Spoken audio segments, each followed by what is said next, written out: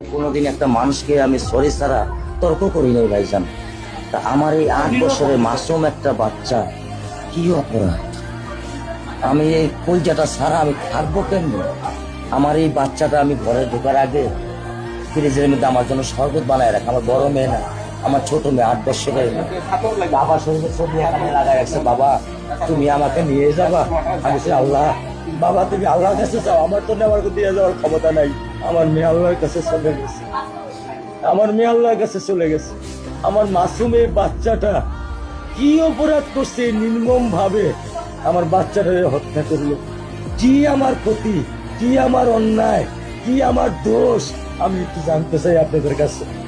আমার যদি কোনো দোষ থাকে, আমার কোনো যদি অন্যায় থাকে, প্রকাশ্যে আপনারা আমার ফাঁসি দিয়ে দেন। আমি এই বাচ্চাটা ছাড়া আমি থাকবো কেমনে? আমি কেমনে আমার এই কলজা টুকরা ছাড়া আমি থাকবো? আমার পক্ষে সম্ভব না। দিনে ও 50 থেকে 100টা কল দেয় আমারে।